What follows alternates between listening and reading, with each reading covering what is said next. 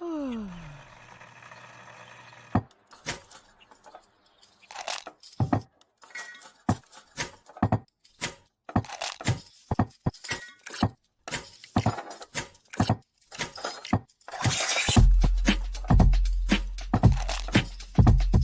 morning. Good morning.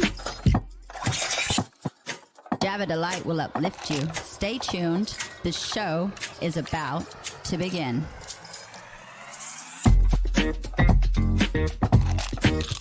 Grab your coffee. Stay tuned. This show is about to begin.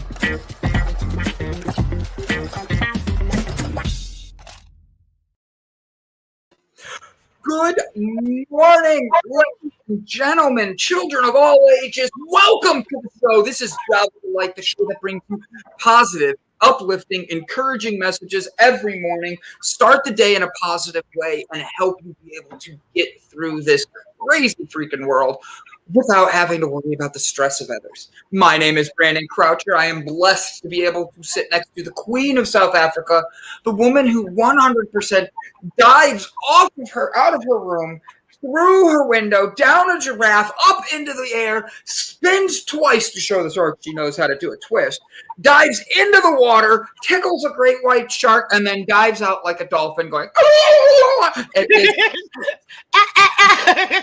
that's the dive. We haven't done the dolphin dance in quite a while, and now Ryan is not even here to see it. That is because Ryan is in his car. Ryan might be doing a surprise today, and he might be cooking for us at my house. Oh, wow. You need to make a video of that. We need to see what he's cooking. Show us. We have so many good things coming up. We are so honored to be here. Guys, if you're on Facebook, please just hit that like button, love button. If you can, hit share what I'm watching live so everybody can see what you're watching. If you are on Spacebook, if you are on Facebook, if you are on YouTube, Twitch, any of those, just do us a favor, say hello, tell us where you're at, tell us where you're from. I'm 100% glad to have everybody here. It is a great way to start our Tuesday. I'm exhausted. I didn't sleep well last night, just have so many things happening. Miss Ilse, how are you doing? What do you have going on in your life? Have you started your new strip aerobics class? I have. I've got a six-pack already, so it's all money's worth. I did washing today, and we cleaned our little house. It doesn't look like it, but we've done a lot. It looks clean. We're picking up that friend of mine from the airport very early tomorrow morning, and then Veronica is flying in tomorrow night. And then my kids and everybody is coming to my house on Thursday. They'll be part of the Discord. So if you guys want to meet my crazy family, join us on the Discord because we are crazy. Sue has been killing it with our Discord. So just so everybody knows, we had a quick meeting yesterday, and Sue is we're going to be picking, speak of the devil. Hello. We just said, and then there's CK. I think the dolphin dance for you, Ryan. Ready? Here, hold on. I'll do it again. Ready? Say hello.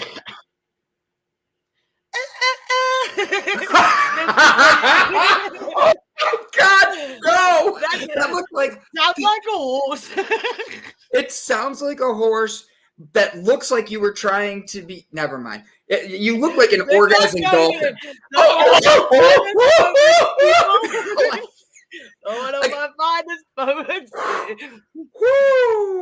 So that is funny, but we met yesterday. Sue dove right into the Discord.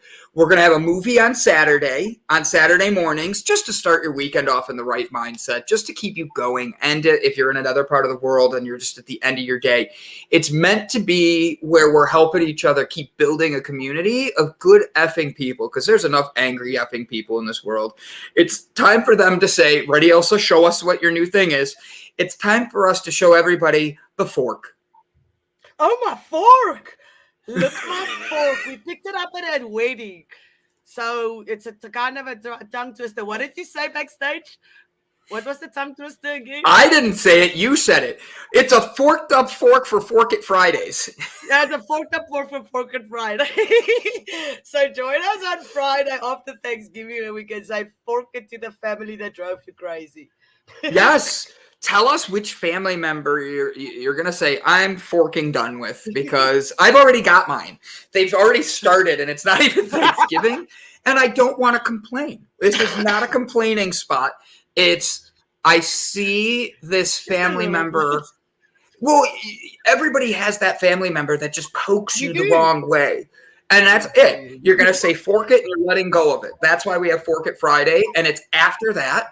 I just think it's ironic we celebrate a day of pillaging and killing to then the next day go pillage and kill people just for the best deal. Just going to say that. And it doesn't matter what side you're on. It's one of these things where as long as you're being your best self, keep loving, supporting, and find the best version of yourself. That's all we ask for. By the way, we already have a downvote. Before the show even started, I'm so proud of us. We're starting the days with go. But can I just tell you something about a downvote? It's still an upvote in Australia. So it is. It's downvote is still an upvote in Australia. I effing love that. 100, Ilse. You win points on life. There's my wife. Just in case anybody doesn't know, that's my South African wife. She's watching in the room, so I'm just telling her to just maybe put. I don't hear it. She make unseen. I can put myself. Make yourself seen. Make yourself known. Come around here. Come around here, Elray. Let me see your face. Let me see. So here's what I told. She wasn't prepared for this. She wasn't. That's okay. Mentally for this. We've been cleaning the whole. I need her. Yep, perfect. So Ilse and you. Ilse's gonna shave the other side of her head. So when you got other side, okay, yeah, and that way when you guys are standing next to one another, bingo, you have a full head of hair. That's actually clever, and it's two shades. And that way, whenever anybody wants to say anything next year for Halloween, you guys just put like the shirt on, and you're the two-headed sisters. Okay, and that's not a shitty idea. Like a Cruella, but like the flame and the wolf, you know. Yes. But no, I love it. But I wanted to say hello. I saw your comment. Wanted to say aloha. Now I want you to do me a favor. Tell everybody why you say aloha, because you told me this, and I loved it. Why you say aloha to everybody? Well, aloha is Hawaiian for hello, but there's a very special prayer that's called the Hoponopono Prayer, which you say to yourself in the mirror. That is, I forgive you, I love you, I'm sorry. And that whole thing helped me to grow so much that the aloha just kind of came through as my greeting to all of you beautiful souls. I love that. Thank you. Thank you for sharing. You are an amazing soul. And Elray, it has been an honor to get to meet you and know you. And I look forward to the day that you shave that part of Elsa's hair to see if it matches. I'm excited. Just the side. Just the side. I'm fine, thanks. I'm fine. I'll make you a deal. You shave the one side, I'll grow the one side. I feel like I'm going to lose in this deal. Okay, you start growing so long. I'll shave mine as soon as yours is as long as mine. That's not going to happen. That sounds like a fair deal. If yours is as long as mine, then I'll shave mine as short as yours. Deal. Morning, guys. Deal. And I'm only talking the one side, like your girlfriend right here. My wife, your girlfriend, okay?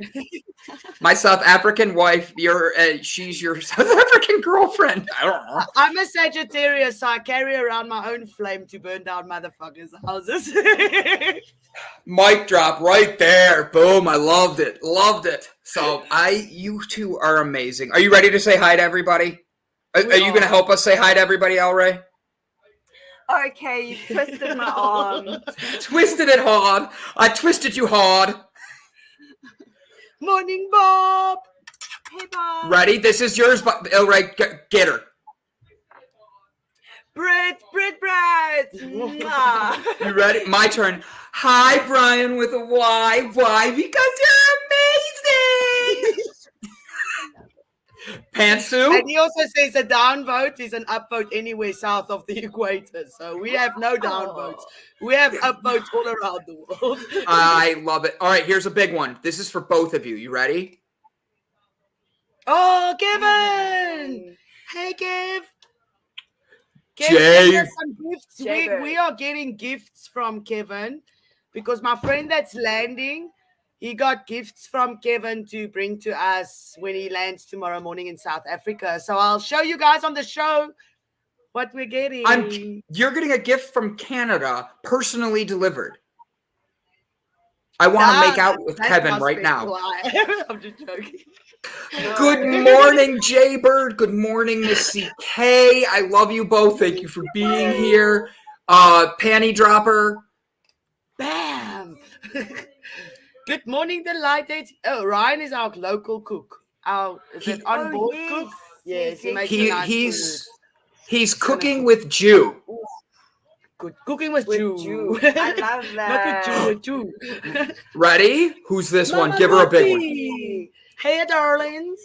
I love it. I love it. Pantsu, Ilse, Brian, Pransu. You guys got into a discussion this morning. Uh-oh. Here's one that we can never forget. Brett Gordon. Nobody. That was a classic Brett moment. Good Lord. I'm like letting both of you. You guys are speaking German. We're actually speaking Afrikaans. It almost sounds like German. It's got a lot of German in it. And I think I've got a lot of German in me. That's why my voice is like multilingual. Yeah, Thank you, Brett. we've got some German in us. Sometimes when I take funny. a bubble bath, I smash the bubbles to let them know I'm the king. That would be cracking up. These guys, you guys had a really long conversation. They had, good Lord, I love it. Pantsu and Brian had a full-on conversation. Smooch is king, not my why. Like, I love that. I love that you guys are connecting. Ilse, it was a pleasure to see you. Nice butt. Thanks for that. I love you guys. Have a great show. Mwah. Mwah. Thank you for stopping by. I love it. And Pantsu, will you do me the honor of sharing the Discord link? Thank you for stopping by. I love it. And Jeez, that was confusing for a second. I didn't know where all that sound came from. All of a sudden I hear me and I'm like, now I know we don't have many listeners. Oh, Lord. Good Lord, do I sound weird? Pantsu, will you do me a favor? Share the Discord link for everybody here.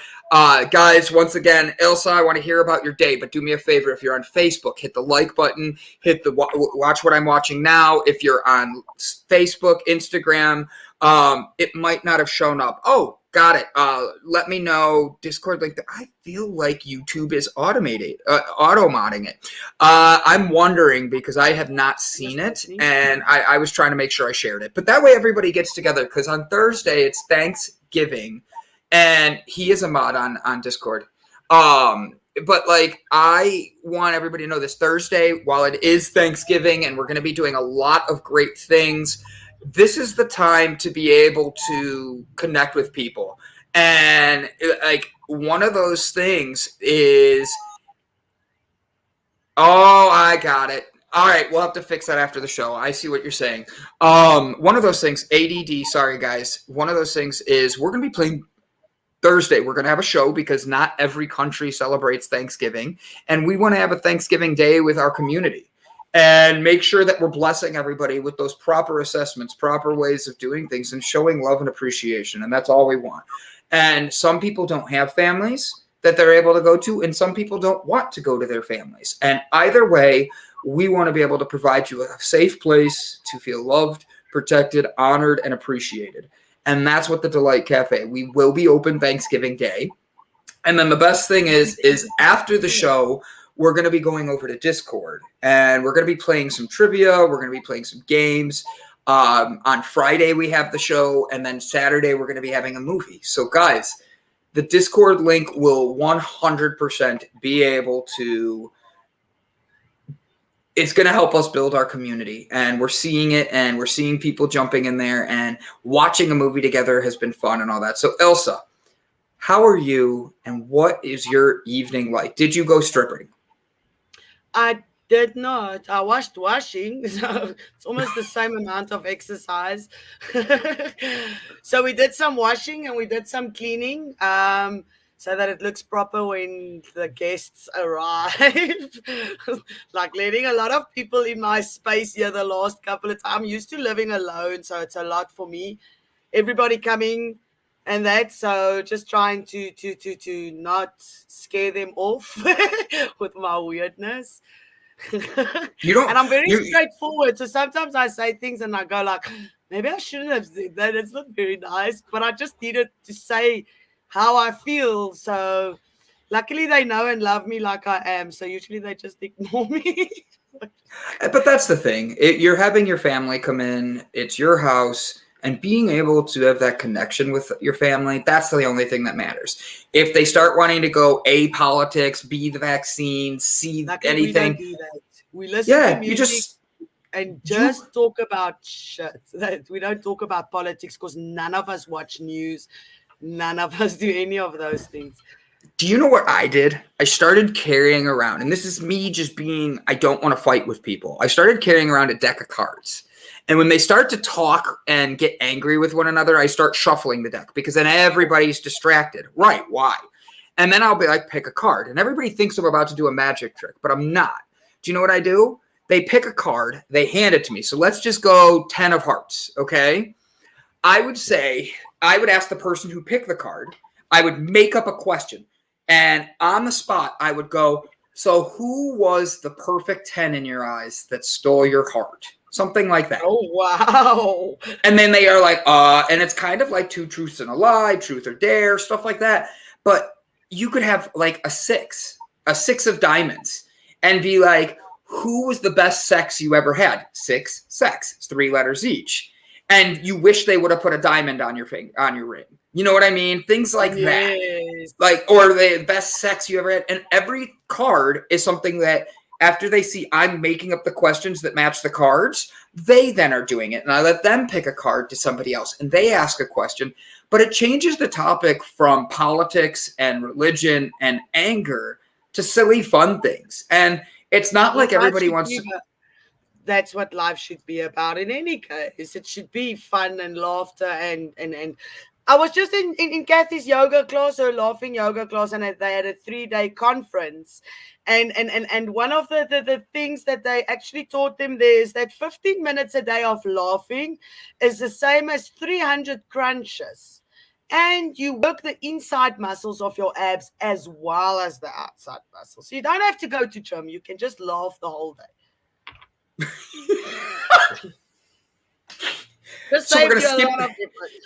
So instead of doing Wellness Wednesdays, we're going to focus on bringing everybody out of it by laughter, okay? We're just going to bring Kathy on and do a tapping laughter class, all right? Stuart Lone Wolf, I want you to know how much I appreciate you. I'm really sorry for your loss. Good vibes, good energy, love, and appreciation. I'm sorry to hear that, brother. I really am. Be an Indian, be a pilgrim, just don't be a turkey. Ham it up and enjoy yourself. Well done. And David just puts it down. I love it. I love it. That was well played. So, Ilse, you have people coming in starting tomorrow. What time do you pick your friends up from the airport? So the one we're picking up tomorrow morning at 7:30. And then the other one is flying in, I think, during the show. So she's going to a friend of hers around the corner where the airport is. So after the show on Thursday, we're going to her. Oh, no, I'm lying. We're having our Wednesday, after tomorrow's show. We're going to her to say hello. And then Thursday, I'm going to see if we can get her here as well, to have our dinner, and then my daughter and them, they just live about 20 minutes away. So then after all the guitar lessons and everything they give, then it's their turn to come and visit as well. I love that. I love that. So your holiday starts technically tomorrow. Yeah, then it's like stay. my own holiday that I made. It's not a real holiday in South Africa. I'm the only one that's having Thanksgiving and people over for dinner. But I'm the queen of South Africa, so I can do whatever the hell I want, right? I can take shocks, I can have Thanksgiving dinner. I have nothing I can add. Just to put you, sorry. I thought there was a comment that came across and it was a text message. Thank you, Brian. Oh, that made me laugh. But I love being stuffed. Oh my God. We're going to go so perverted. That goes perfect with the text I just got. Brian with a Y just put that he's using Delight, and he goes, it's so I could put your D in my mouth. And I was like, and I thought it was a comment, and I was like, oh God, no, I can't read that out loud. And then I saw it come across. Oh, thank God it's not a comment he wrote in the book. Oh, that's funny. So, Ilse, what are you cooking for your new holiday, the Ilse Day? Pasta. Are you stuffing anybody? No, because I don't want to be stuffed or stuffing anybody. I'm good, thanks. Oh, I just have to ask because, like, I didn't know if maybe you were going to make a turkey. Maybe you are going to make a yams. I didn't know. Is there a special dish that would... What is a special dish that you would make for a big occasion in South Africa? I don't even know. Well, South Africa, it's when let's do Sunday lunch. It's always like a roast and then green beans with mashed potatoes and just the normal whatever. But bobotie is a big thing in South Africa. And then they eat chicken feet as well, and they call it runaways. Really? I saw some in the shop, and I actually wanted to take a picture of it and show you guys how they sell it. And then I forgot completely. So when I remember, I'll do it and just post it on the group so you guys can see. Now, without trying to sound insulting or like I've never been to South Africa. Do you have grocery stores and things? Or is it like... Yes, we do. Okay. Yes, we've actually got everything that you guys have. We've got movie theaters and malls. We've got one of the biggest malls in the Northern Hemisphere, Mall of Africa. It is very, very huge. There's a Starbucks, so it's only in those fancy places. Huge. There's only the Starbucks in those fancy places. So we live around the corner from it, but we can't afford to go there. It's too expensive. And it's too busy. Everybody wants to go there. So we go to the other shops. How do you catch a whatever? What's a whatever? I have no idea. How do you catch it? Language. There's one thing that you're speaking to a South African. If they tell you, okay, I will do it now, I will do it now, and I will do it just now. It means the same thing, but it means different things. Because now is right now. Now is now, but just in a little bit. Like now, like 10, 20 minutes. And then just now is like just in 5 minutes. Just give me time to finish. But if you speak to a South African and you tell them, I'll do it for you just now, they know exactly how long they have to wait. And now, exactly. So from now on, if I'm going to write you questions like, hey, I'm backstage now. You know that means I'm be backstage in a minute. How now, brown cow? Now. Now. So we actually have a busy day today. Today has a lot happening. Ilse's been starting her sales and emailing a bunch of coffee roasters and actually taking a job with Delight. She is kicking some butt. We've redesigned the sales scripts and all that, and it has been an honor, like, to watch her start to take this into her own realm. And it's one of these things where Brian, wow. Timing is impeccable. like for real, like talk about it. Brian, it's Brit Brat. We've watched these people develop into their own roles, and they took it not just seriously, they ran with it, and they're like, fuck this is my job. I want to get paid for this, and this is what I want to do. And it's not for me, it's for them. And what's awesome is to see how it's working. Like, Ilse realizes she can make some really good effing money doing this. And she's taking it seriously. And even if she's in South Africa, she's still selling to people in the US. And it's great to see her build that confidence up. it's great to see her not only turn around and excite herself, but it's exciting to see people like Brian turn around and say, hey, B, check this out, check what I'm doing and all this. And it's they know I have a very slim time frame at times, and they work with me. And then I'm able to say, this is what I need, this is what I got, this is where I need help. And they turn around and dive on it. And I couldn't be more grateful to the team that has been developing and watching them step into their realm. Grateful for the opportunity. And it's one of these things. I'm like I said, it's nice to see people believe in themselves, because that's all I try to do is help people see the best in themselves. Wait, what? We're gonna get paid? Everybody but truck drivers. Okay. Everybody but and it was voted on. I don't know where you were for the vote, Brian. I really am sorry about that. But no, I'm just kidding, buddy. You're gonna be paid very soon too. You're developing into your own job. And then Jeannie, I 100% like love your energy. Jeannie does amazing things. She says, "Am I getting paid?" I don't know. We sell some delight. We can always talk about it. She is phenomenal. I like to pay. I like my pay in dog food. That's awesomely put. I love how you're phrasing that.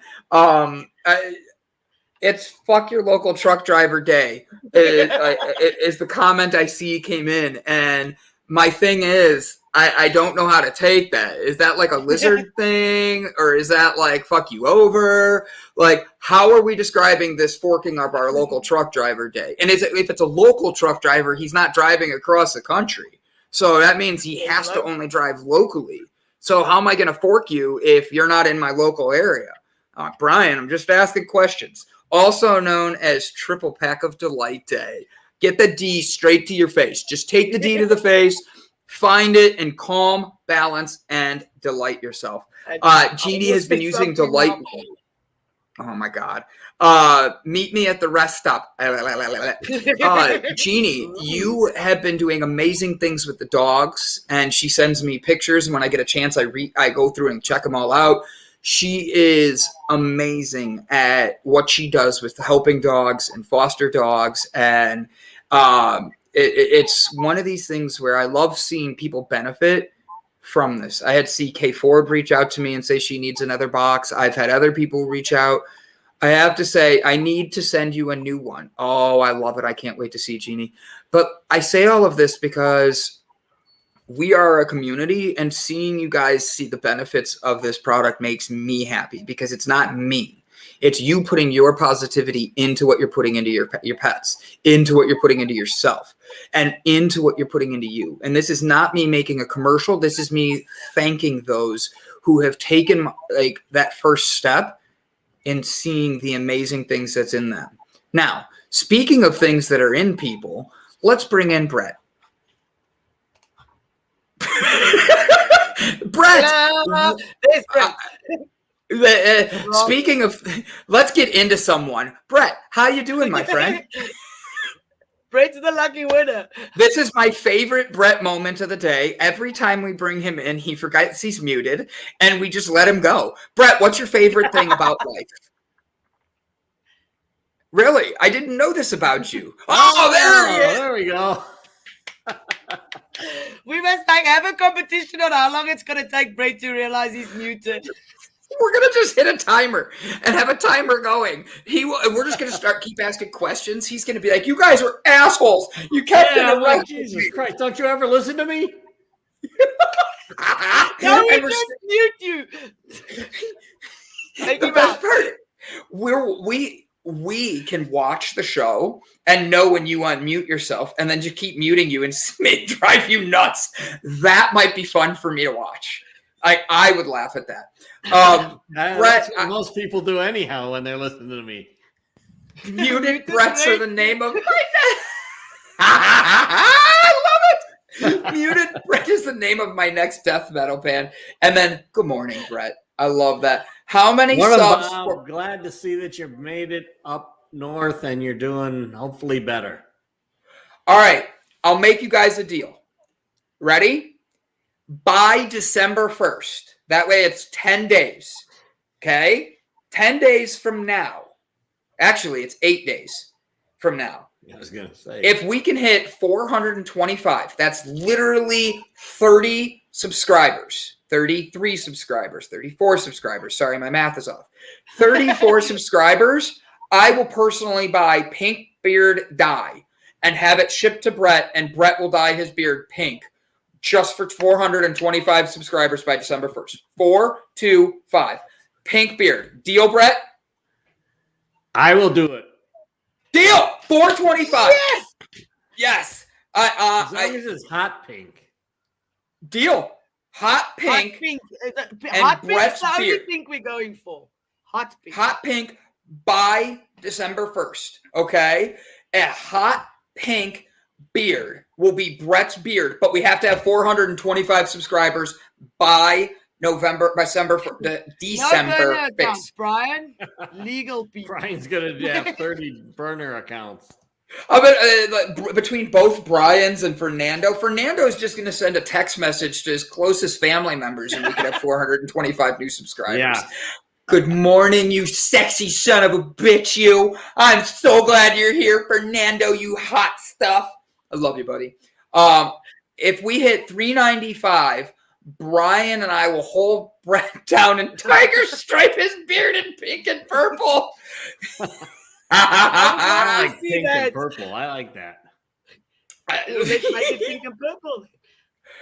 That's fine. So at 395 by the end of the show, if we're at 395 by the end of the show without burner accounts, making it like if you have a second account already, that's cool. If not, 395 end of the show, I will work with Brett to get his beard dyed some new color instead of gray, because he's gonna look younger, and that's the problem. Is if we're gonna make him look younger by making it like maybe purple is 395 by the end of the show, but if we get to 425 by December 1st, 425, Brett will dye his beard pink. That's the deal. Brett, I want to thank you. Makes me look skinnier. That's called pink. Okay. You're putting your man card in danger, Brett. No, you're not. Look at me. I'm wearing pink right now. You know what you do? You dye it with pride. You say, that's right. I'm here. I'm here with pride. I'm here. Pink. Hot pink. And Brett, I want you to know how much I appreciate that. You come in and you bring a different energy. As you know, you let us lean in on picking on you. And we do it in a fun way. Like epic Breck moment of not unmuting. It's just funny and it works out, and thank you. But you lead in your own way. And I want to say your way of leadership is awesome, because you lead with a way of helping others, even when the rest of us sometimes fall short.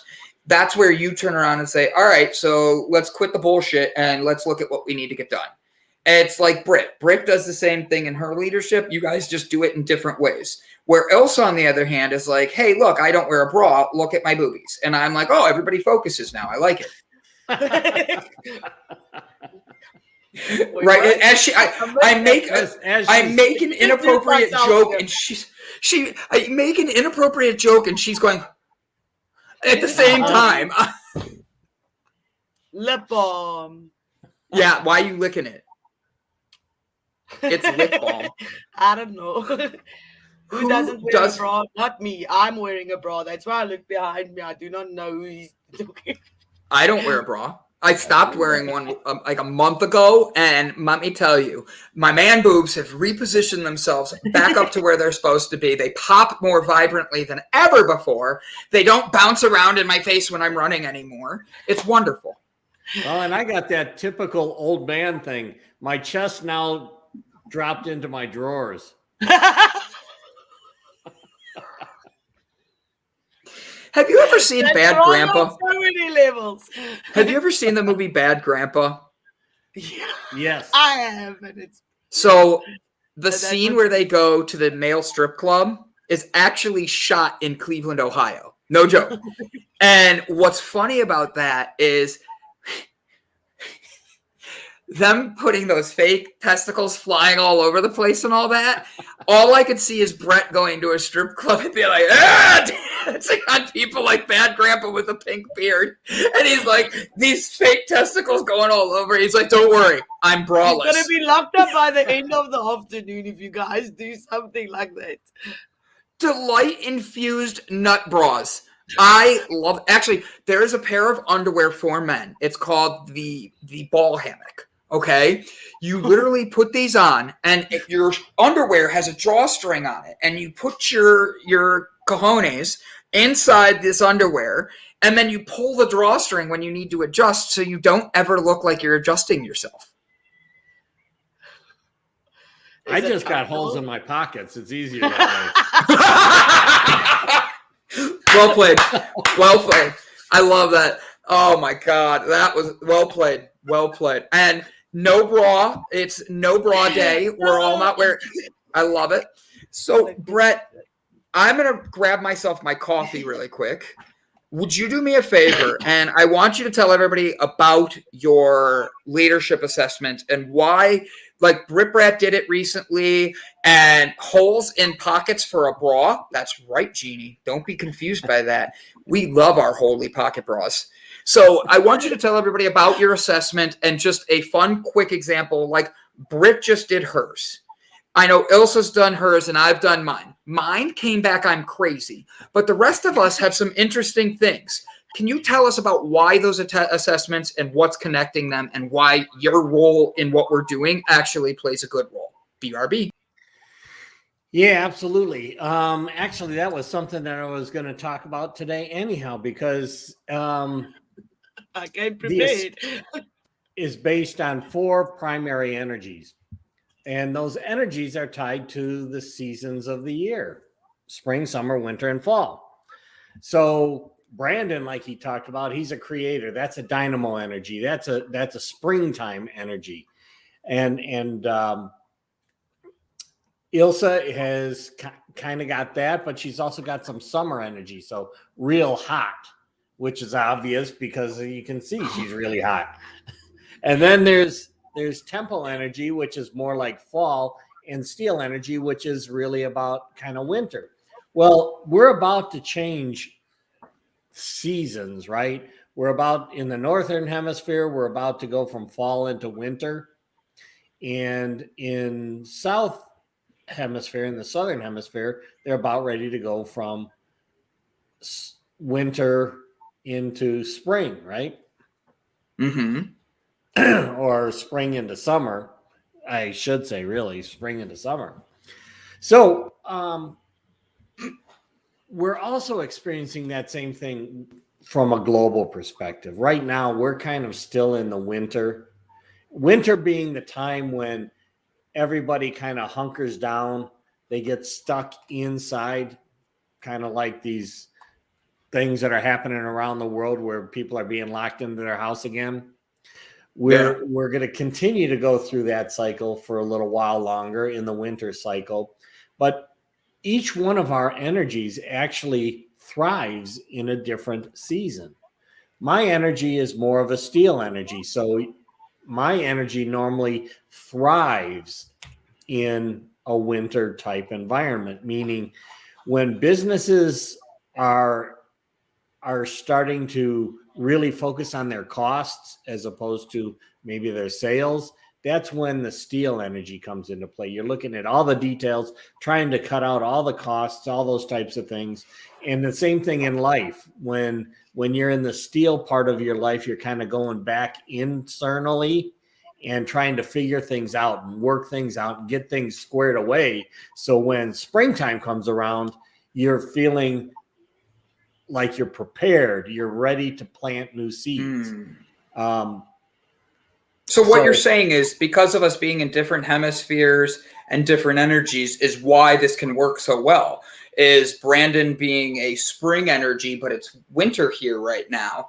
Ilse being in her spring going into summer is providing that energy back to where we are here, and why her and I's energies work well together. Is that kind of where you're going, or am I completely in left field? That's why you really want to have that kind of balanced energy on your team. You really want to go around the talent dynamic square because you want to have people that thrive in different seasons. Because businesses go through different seasons.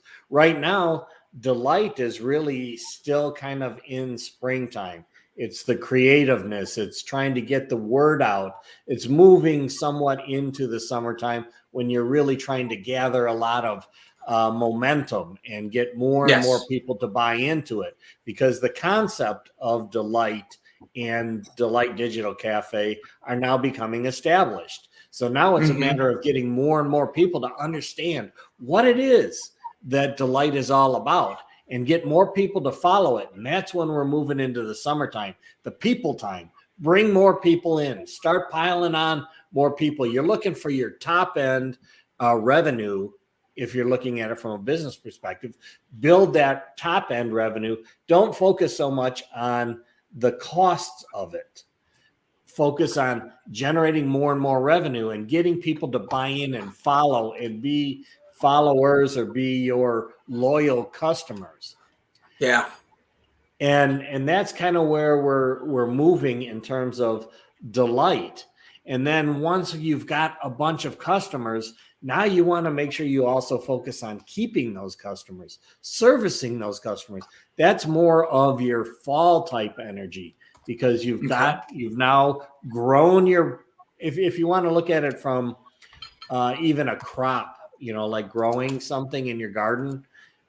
Springtime is when you plant your seeds. It's when you get everything ready, and the springtime is just waiting for the sun to really shine and come through and really grow the plants. Summertime is your blaze energy. That's your supporter. That's the part where you're really watching the crops grow. In the fall time, you harvest those. You service them. You make sure that you maintain them. And then in the wintertime is when you store them and when you start preparing again for the next year. Well, we have that whole thing going in terms of our lives as well. And we really need to understand where we come from so that we don't freak out because we're seeing the world a bit differently than others. Right. When it's wintertime in say the world, when we're being told that we have to stay in our house, when we have to cover our face, when we have to really hunker down, that doesn't bother me so much because I'm steel energy. I'm more internal. But people more like Ilse, especially, and the blaze energy, they're like, holy shit, it's very difficult to handle this time of the season in the world because they're people. They need to connect. They need to get out. That physical connection is really important. And when you're tying them into their house and you're making them put masks on and that kind of stuff, it's much more difficult for blaze energy, the summertime energy, when we're in a winter time of the world. Does that make sense? Yes, 100%. So what you're saying is that when we're in winter, it's good to have people on your team who are in summer energy, just like they balance out in business as well. Well, when we're in winter in terms of the world, it's good to know who the winter people are, like myself. I can thrive in the winter. I can thrive by myself. It's the summertime people that are having maybe the hardest time coping with this lockdown stuff and all that because they can't get out and do what they normally do to generate their energy. So that is what I'm talking about in terms of balance. So when the business cycle or when the world cycle is doing one thing, you want to make sure you have people that thrive in that so they can help the others to get through the tough part of the season for them, and vice versa when the seasons change. I'm listening, and then I saw Jeannie sent me a message on Facebook, and I had to see the dog that she sent me. I'm sorry, the ADD kicked in there. The dog got hit 5 times by 5 different cars, so my ADD didn't just kick in. It was like, it's been that poor dog. I saw that message, and I was like, wait, what? And had to go over there. All right. So let's go into this really quick because I want to make sure we talk about this because our guest today is a healer. She is from, I looked her up this morning. I got into her stuff last night, so I'd be ready for today. And it's one of these things where I think that it's amazing how the universe aligns things. From Brett doing his leadership stuff. Like right now, this is Brett's time to shine. He helps us make sure we stay focused. He helps the logistics side. The bullshit that I hate, the things that I suck at, Brett is excelling at. And I have to go sit, like I was talking to them before the show. And the creative mind of Brandon has to be retoned in with the business mindset and the speaking engagements that I'm getting hired for and all that. So that way the business is able to run and let people like Brett, Ilse, Fernando, Brian, Britt, all of them stand out in their attributes without having someone like me overshine them. It's letting them have their own energy. And because this isn't where I'm refueling Brandon by being at these classes, it's helping that creative energy to pour into the future, where Brett's energy right now is exploding, and he's exploded all over everything and everyone, just like I expect. And Ilse didn't even catch that. Whew. And I'm the bald one. Way over. That was good. Thanks, buddy. I look at this and I think how funny it is that the alignment of the universe with what we have coming up, and how your leadership stuff that you're teaching is something I needed to learn about more of because of the fact I see how Fernando, how Brian, how Ilse fit. And then nobody understands sometimes why you fit a very interesting part of this whole thing, meaning Brett. And Brett's role is one where he literally is breaking barriers for me and myself because of his energy he brings. And I have to let go of certain things to let Brett be Brett. And just like Ilse, I had to understand a few things and let Ilse be Ilse. And for all of it, it's one of these things where I'm learning the energies and how they flow in a circle, like Jaybird said. And it's important for all that. And I'm sorry, we got to say hi. Mandy Atterbury, it is so good to see you, girl. I hope you're doing wonderful. Mandy. But it is. I'm only here for the comic relief. Well, then let's do it. Hey, Jeannie. Let's laugh about it. You still need to reach out to me, Jeannie. I need your email. Jeannie. She won the last assessment. She did win the last assessment. Yeah. There's her name for Facebook, buddy. Go find her on Facebook right now. And send her a message right now. Jeannie, you are the most. She's got some challenges that she's going. She said I sent the email. She said, "Don't put me on." You sent the email? I haven't. Don't put me on blast. She's like, "Don't put me on blast, Brett." And then she puts her email here for you. Jeannie, you cracked me the hell up. Well done. Come on in. Somebody's here.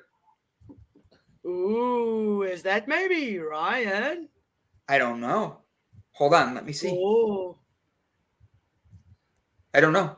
We'll find out in a minute. If I all of a sudden get mugged and somebody kills me, say 911, do you have an emergency? What's your address? Give us your address. They're going to ask us what your address is. Do you need me to open the door? To you today. Did your dad catch you with the pots? He texts me today and goes, we're on the phone, and Ryan goes, "Hey, Brandon, do you have any pots or pans yet at your house?" And I'm like, "No, I still have to do that shopping. I also don't even have a spatula." And he's like, did he say have pots or pot?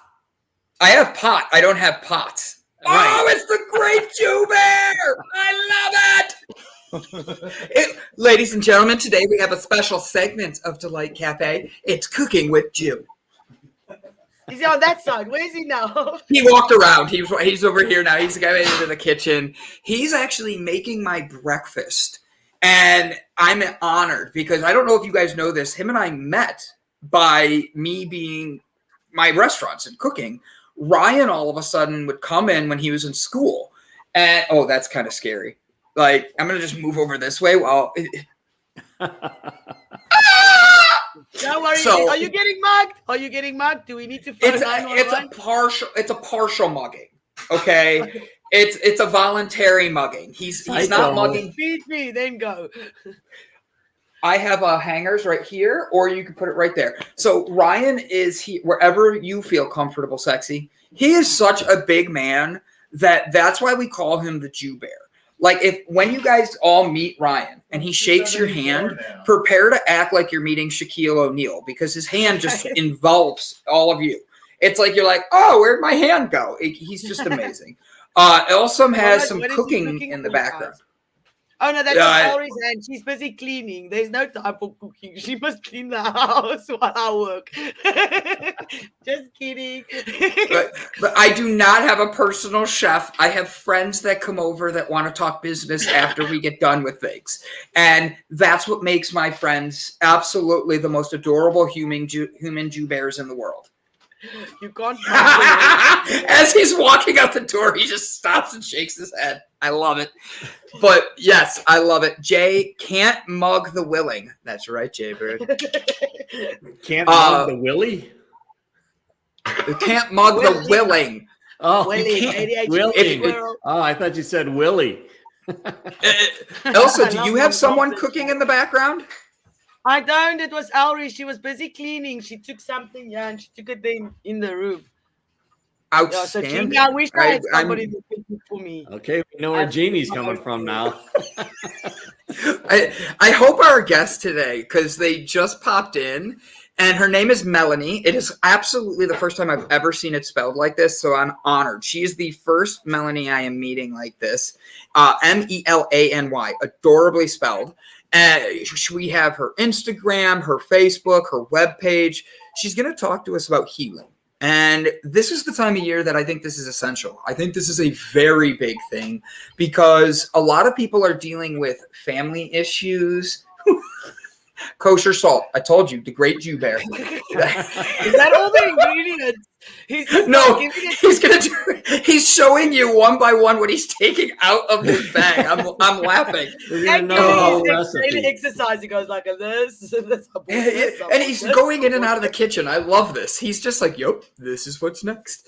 But she's going to be talking to us about healing, and I think this is a very important topic we need to talk about now because of the fact that there are so many people out there that. This is the holiday season in the U.S. We're going to be having Thanksgiving.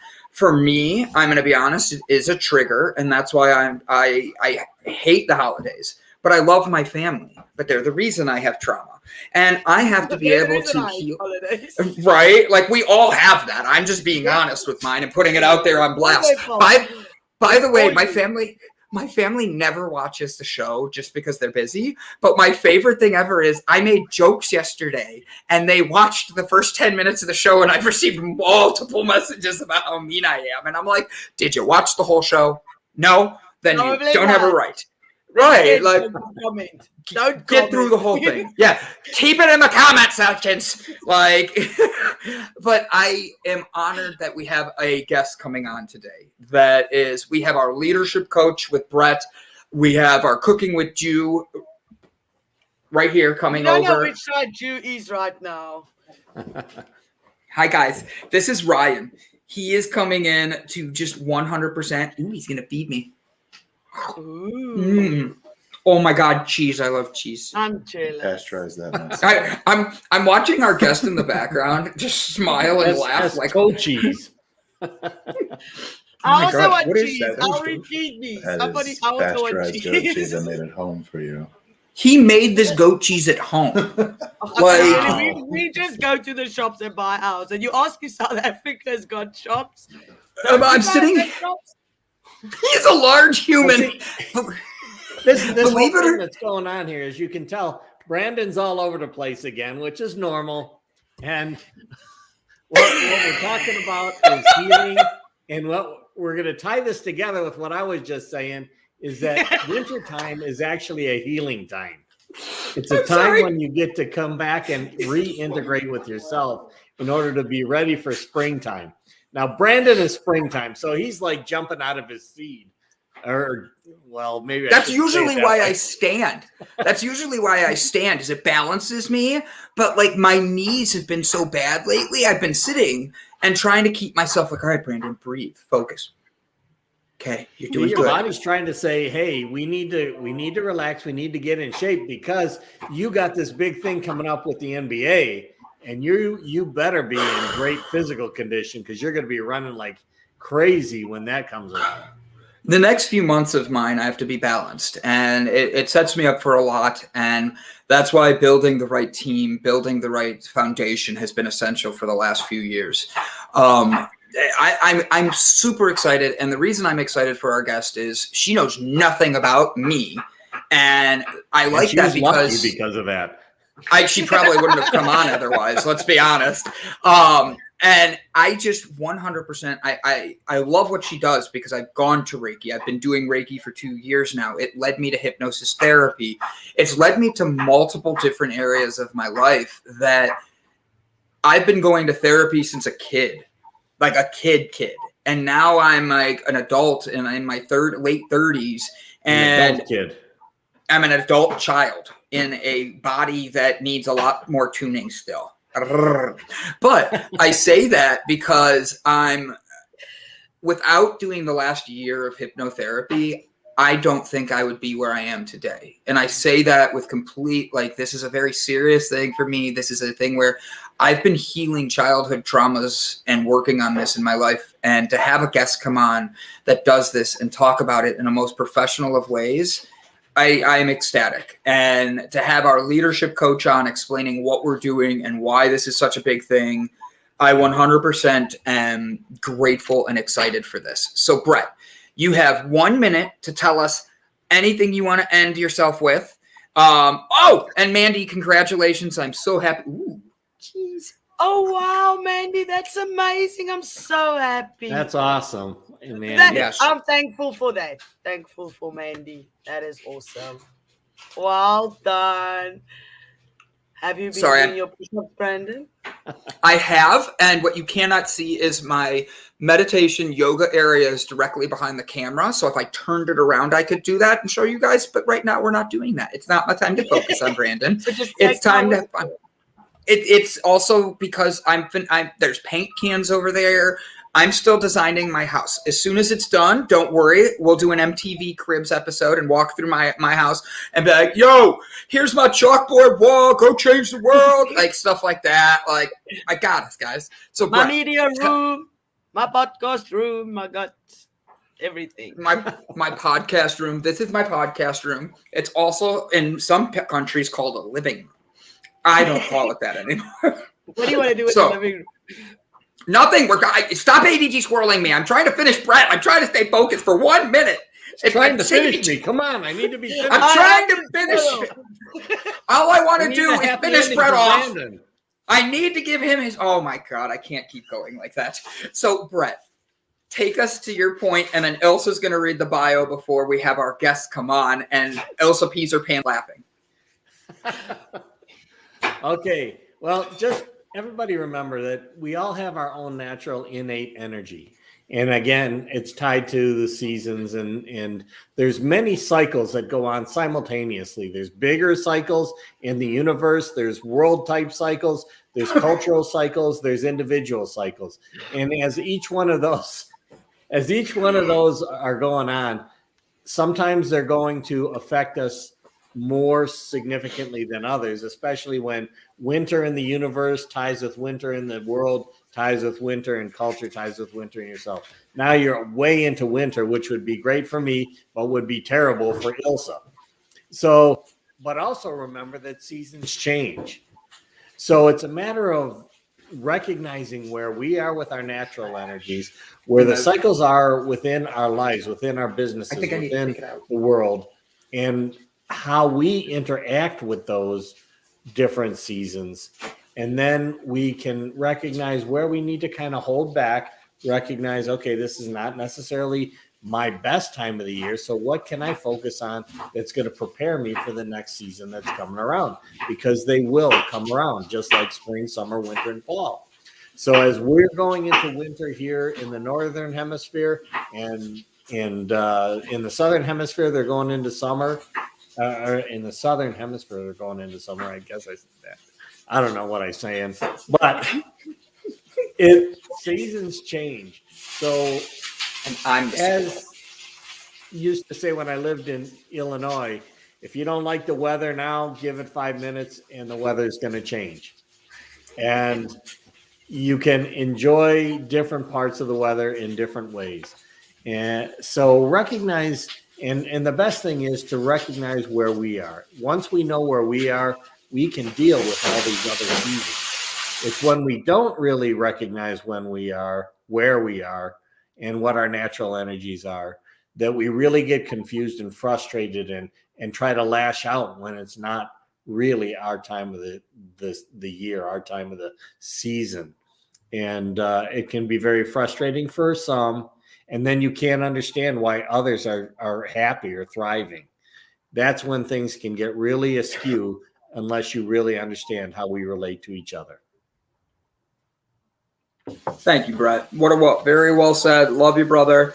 Ilse, will you tell us about our guest today, Miss Melany Oliver, and the amazing things that she's doing in this world and how she's making it a better place 1 minute at a time? This is one of the bios that made me so happy when I read it. We are interviewing Melany Oliver. She has a Bachelor of Science degree in Complementary Therapies focused on health science from the University of Westminster, London.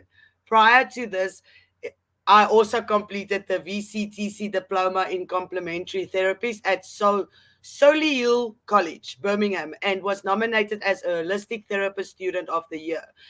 I started my career as a holistic and complementary therapist using more natural approaches to healing, including aromatherapy, Cranio-sacral therapy, shiatsu, reflexology, looking at the environmental stress, lifestyle, Reiki, sports massage and therapy, and other holistic therapies to treat clients with all sorts of conditions. Since my graduation, I continue to learn more tools and techniques to further develop my skills, attending numerous training and seminars, including NLP Practitioner, Hypnotherapy Practitioner, Feng Shui Practitioner, Reiki Master and Teacher, Jung psychoanalysis seminars, amongst many other mind, body, and energy healing techniques. I have been working as a holistic therapist, spiritual guide, inner work, emotional empowerment, and trauma healing coach for around 15 years now. After a decade of working with hundreds of women and noticing my apologies, and noticing how emotions affect people's health and impact their lives, I now specialize in helping women who suffer from deep emotional wounds and are wounded by their childhood traumas and past negative relationships, heal themselves and open themselves to love so that they can live a happier, healthier, and more fulfilling life.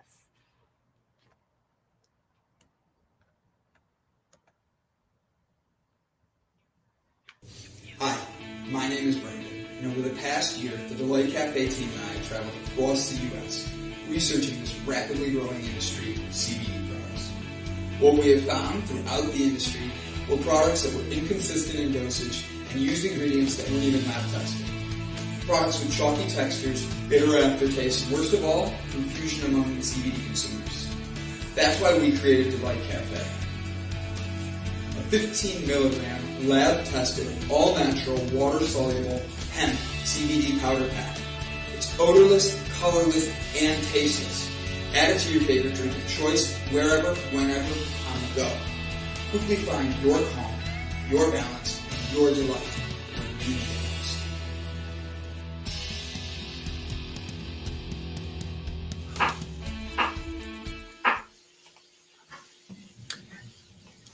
Oop, let's do that. There we go. Miss Melany, it is such an honor to meet you. How are you today? I'm very well. Thank you for inviting me on here.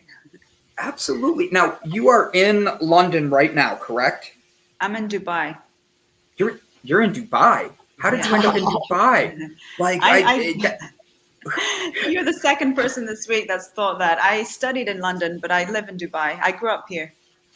Really? Oh, So, yeah. I think that is incredible. Now, all right, Dubai, that totally changes my question. With COVID going on, how are the restrictions? How are things going? And how are you noticing people reacting to it with the stress and the anxiety of life? I know what's going on in the EU better than Dubai, so you're going to be teaching me now. Yeah, well, actually, I think that before I used to think that we live in a little bubble here, but now seeing what's everything that's going on in the US and Europe, I actually feel that things are actually kind of normal here. We just have to wear masks and social distance, and that's it. Everyone's just sort of carrying on. We haven't had a lockdown since last year. We only had one major lockdown, and it's great over here. Everybody's coming to Dubai. Yeah. I'm speaking there in January. Maybe I need to just move there, just let's just keep me in Dubai. I think that sounds like a lot more fun for me. So Melany, right off the bat, tell us how you got into this and why this was something you really wanted to make your profession. So I guess the biggest influence was throughout my childhood. I was born in Salvador, in Bahia, in Brazil, which is in the northeast. My mother's family is from there. I lived there until I was about 5, and then we moved to Dubai, but we used to go back every summer. And in Bahia, it's very occult. There's lots of rituals, and there's lots of, my grandmother used to clear my energies with plants, and I used to get taken to like witch doctors, and there's something called espiritismo. It's not spirituality like in the Western world, but it's more of a philosophy of life. I was mainly introduced by a guy named Allan Kardec, who's a medium, and through his philosophies, we held, like in the English, it's the equivalent to like seances, but it's not really seances like you see in the movies. It's a little bit different.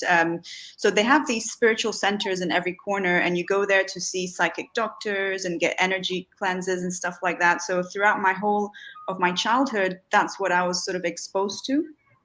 And so when I started to suffer from depression and suicidal ideation and self-sabotaging patterns throughout my teens, naturally that's kind of what I was drawn to, because in my mind that was healing.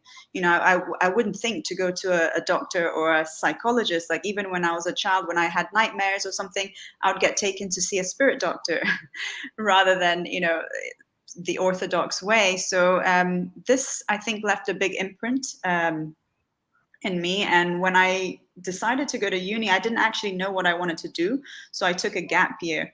And while I was traveling, firstly, I did go back to Brazil for a little while, and that's where I learned Reiki when I was 18. And then I went to Thailand and learned, Thai yoga massage, and I learned about Thai herbal massage and started learning about herbs. And then I went to Sri Lanka, and so I was learning about all these different types of natural therapies, and that's kind of what led me to think about more academic courses in holistic and complementary therapies. So then I discovered the diploma and the degree in Bachelor of Science, Health Sciences and Complementary Therapies, although I did have to go to college first to get the diploma because I needed biochemistry to get in. And that's kind of what led me into, the holistic therapy field. But actually, I know that you mentioned you did Reiki and all sorts of other stuff. But now what I focus on is really helping people process and heal their emotions, because after doing everything and all the new age healing stuff, what I realize is that it's emotions that keep people stuck in patterns. So that's kind of it in a nutshell. Why do you think people struggle to deal with their emotions? Why do you think that is? Mainly because we're not taught. I wasn't taught by my parents. I wasn't taught at school. I know that now schools are teaching it to kids, emotional education. But in my time, I was taught to suppress them. I was punished, for crying, or I'll give you something to cry about and things like that. So I was taught to suppress and repress all of my emotions. And I think that a lot of people, whether they realize it or not, were taught the same. So by actually feeling our emotions, we're going against our own conditioning. We're going against our own programming. So I think there's a lot of resistance there initially because of that, if that makes sense. It does. with that being said, I think a lot of people don't even realize they're functioning out of almost a survival mode, like you were stating. And I've seen that for myself. And I'm curious, when you see that with your clients, it's easy from an outsider to see it and be like, oh, you're fucked up because of your mom and dad. That's easy. But like, how does it help them? How do you help them see that they're in a survival mode? And then how do you open their eyes to building up a new foundation for themselves? That's a good question. It really depends on their level of awareness. Because if I get clients that are already aware that obviously they had childhood traumas and all of that. But if, for example, I had a client not long ago that she came to me because she had severe anxiety and depression and panic attacks and all of that.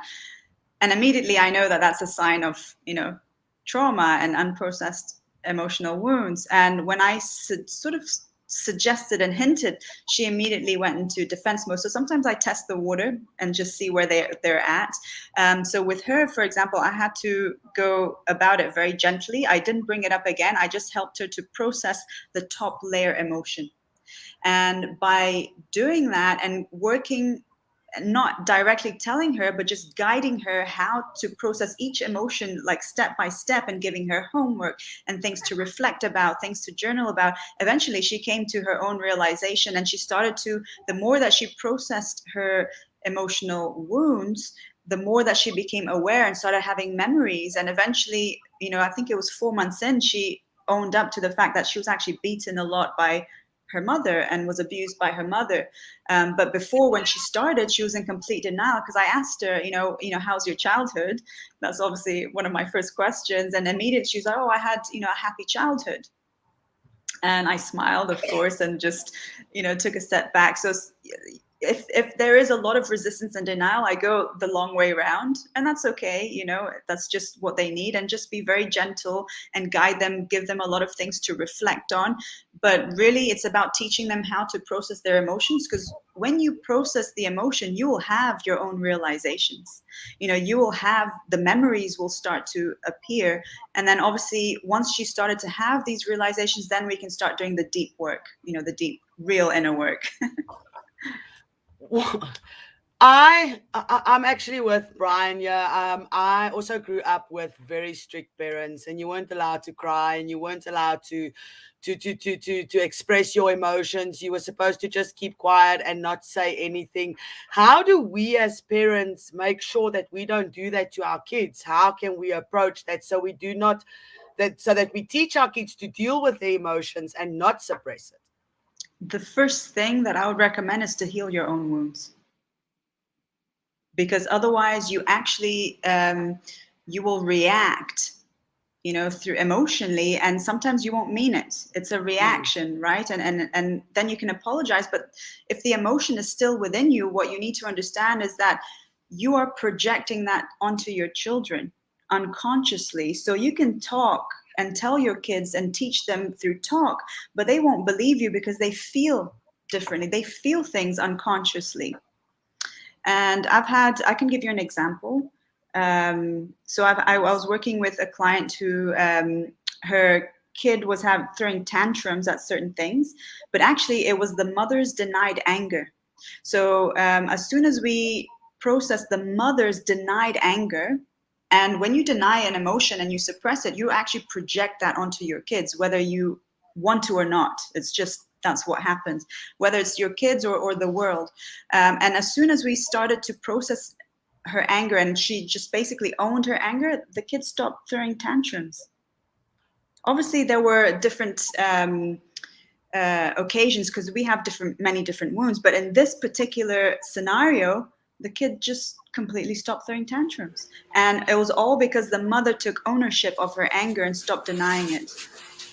And I think when you come out of an abusive relationship and that kind of things, dealing with that is difficult when you have kids as well, to deal with their emotions as well. Because I know when I got divorced, and it was not a very pretty divorce, my daughter acted out quite often and everything. Yes. And setting up boundaries with them, and like you said, not denying your own anger, but not reflecting it on them, or damaging them even further with the bad breakup. Yeah, and with kids, it's tricky because also you have both parents denied emotion. So it's not just yours, it's, the father's as well. But what I will say is, if the child is acting out in front of you when the father's not there, then that's your emotion. That's your trigger. That's something within you that you need to look at. And very often I've seen, I had another client where I can't remember whether it was eczema. I think it was eczema. And the child had suffered from eczema, and it was basically the mother's denied grief. And as soon as the mother really processed her grief, the eczema and the child disappeared. Yeah. And most parents, they think that the child is something separate from them. But what you need to understand is that, the child picks up emotions from conception. So when the baby is in the womb, it's already feeling you. It feels all of your emotions. And this is why I believe that the mother wound goes way deeper than the father wound, because you're in your mother's womb for 9 months and you're picking up all of her feelings and emotions. And obviously there's the father too, but being inside the mother wound, you pick up all the judgments and all her denied emotions and everything. And that is imprinted in your consciousness. So yeah, sorry, I don't know if I just went off track. No, you're opening the door to a lot more questions that I think people are going to have. I received a message from somebody who doesn't want to write their question publicly, but they were curious. Do you work with people that maybe have special needs like autism and stuff like that? Or is that like he's asking, do you connect with people who have special needs, and are they able to receive connections and help with their traumas in life? I personally don't. I haven't. But I will say it depends. I do believe that it can be healed, because I believe that any child that is born with a condition or a disease or something, this is all due to generations of wounding and trauma that the parents haven't healed. And it just gets passed on and passed on and passed on. And then obviously somewhere down the line, a child is born with all of these conditions. But I honestly believe that it's due to unhealed and unprocessed emotions that gets passed on through the genes.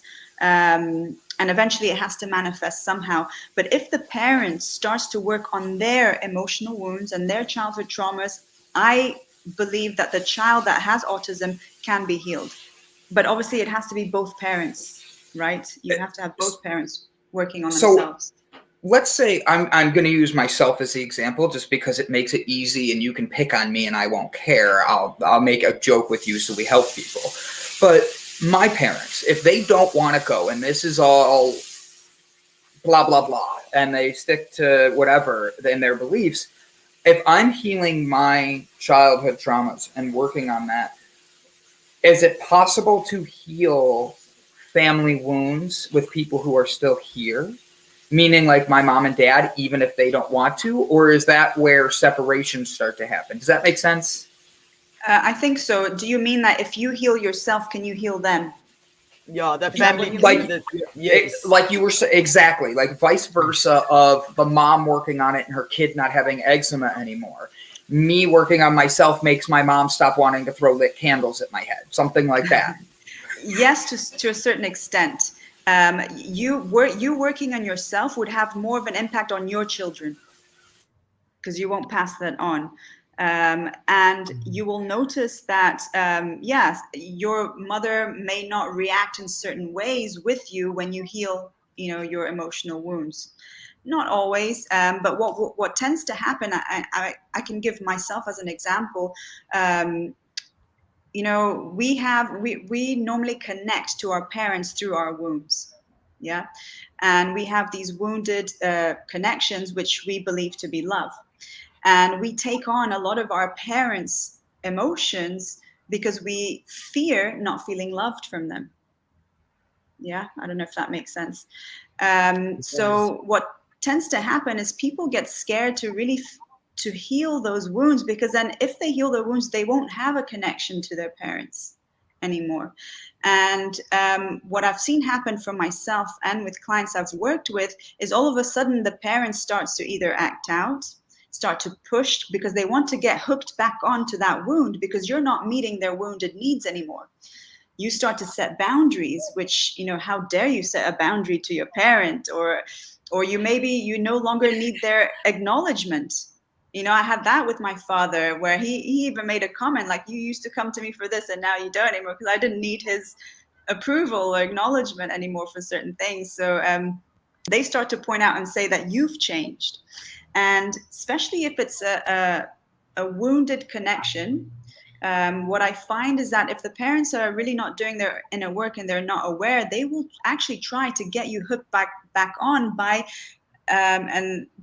emotionally manipulating you, basically making you feel guilty. Oh, you're ungrateful for everything that I've done. I had the whole Catholic thing going on, you know. You need to forgive, and you need to, you know, just because I wanted to heal the relationship, and I want to say, hey, these are my boundaries, and this is, and basically it didn't go down well. I was told that I was bitter and I was playing the victim and I was this, that, and the other. And most people are not willing to go to those lengths to stand up for themselves. I was, because I just got to a point in my journey that, you know, I had to choose me. I just could not allow abuse anymore. And so I lost all my family basically at one point. Now there's a little bit of connection, a little bit with my father and my brother, but not so much with everyone else. Yeah, sorry, I lost track of what I was saying. No, not at all. You are just saying my whole life, because I have been doing that for the past 3 years, cutting out family. I do not speak to my mom and them at all, because when I started putting boundaries for the abuse and everything, they don't like it. Around and said, how can you not do this? This is not right. So I resonate with that completely. And because of that, and I know that last week we had a discussion with our viewers, and a lot of people are affected by sexual abuse. And sexual abuse trauma is a big thing to deal with. What are some things that we as victims from sexual abuse can do to start healing that trauma so that it doesn't affect our kids? Wow, that's a big question. So I was raped as well. So I know, you know, I can resonate. I can feel that. I actually wrote a poem about it. It's, if anyone wants to have a read of it, or if you want to read it one day to some of your listeners. And it took me a long time. And what happened with me was a lot of the times we push down those emotions because we don't want to feel it. And with sexual abuse, for me, like, I felt powerless, and I blamed myself because I was drunk and I was in a place where I wasn't supposed to be. Right? I snuck into some place and I went to some crazy party and then ended up being raped. So I blamed myself for many years. And so obviously, and feeling all that shame and everything, I just shut it down. So really the quickest thing that you can do, the quickest way to heal is to face it and not let it, not give it time. Because I always say that healing takes courage. You know, it's a decision. A lot of people say that I'm not ready to heal. And I did this. So basically it came back up. I forgot about it. I suppressed it so much that I actually forgot that this happened. I mean, how can you forget something like that, you know? And it came up in therapy when I was around 24. And I just broke down and I said, I'm not ready to heal this, to deal with it. And it came up again, like, you know, however many years later, I think when I was around 26 or 27. And then I was finally ready, you know, to face it. But one thing I will say is that if it's coming up for you, you are ready. You just don't want to do it and you just don't resist. So I would highly recommend you get help, because I wasn't able to do it without help. And it's really about processing. Like for me, it was powerlessness. It was shame. And shame is really not an emotion you can process. You know, shame is you punishing yourself. Well, there's different types of shame. But in this case, I was punishing myself for being drunk and in some place that I wasn't meant to be, and I blamed myself. And it's really about getting beneath that emotion. And to get through shame, it's really to have compassion for yourself. Because shame can't exist there if you decide to have compassion for yourself. So for me, it's also about self-forgiveness, because I blame myself. And then really knowing in your heart that that other person doesn't own you, you know, and that you still have your soul. You know, and I think I wrote in the poem that I wrote, you know, yeah, you don't own me. I think of the song with that, you don't own me anymore. I don't know that song. Oh, I'll send you the YouTube link of it after the show and all that.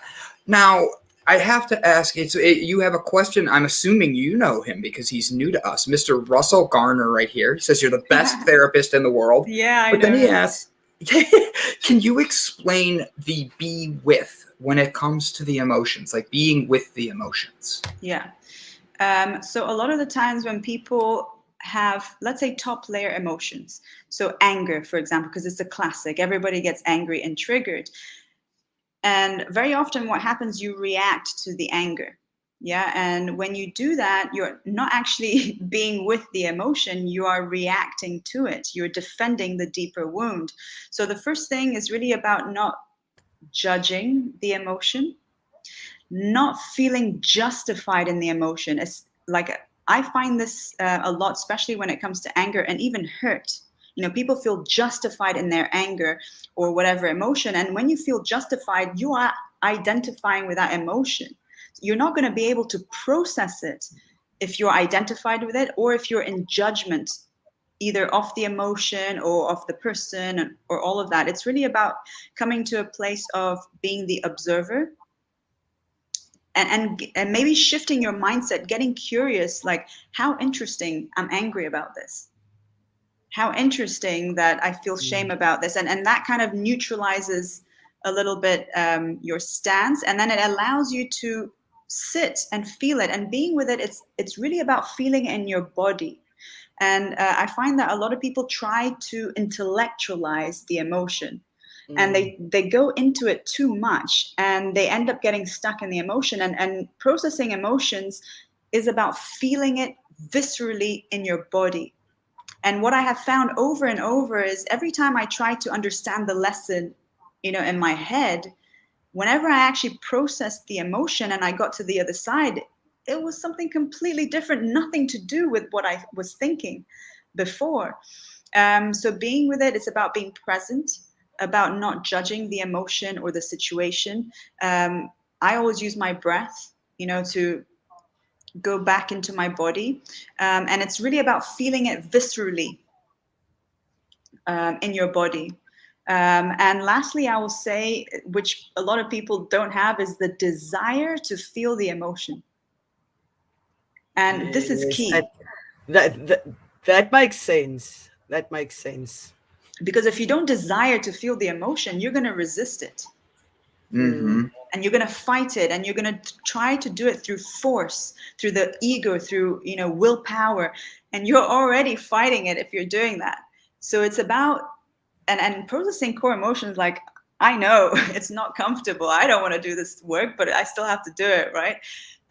So the more that you can get into the mindset of desiring to feel the emotion, no matter how painful and no matter how uncomfortable, the easier that you'll be able to actually process it. We've got I hope that some. answers it. It does. Thank you so much for sharing that with us, and sharing that it's that part of your past with our viewers to help them. We've got a question here from Mandy, and she says, would you say if a person has forgiven the people who have done them wrong, let me just put it there, who have done them wrong, who have done the wrong to them in the past and have let go of the badness, that it would help them heal? That's a good question, especially when it comes to forgiveness. You know, a lot of people want to forgive quickly. I did a video about this cheap forgiveness. And I cannot tell you how many times we say in our heads, oh yeah, forgive them, I'm over it. And then, 4 months later, that same person triggers you.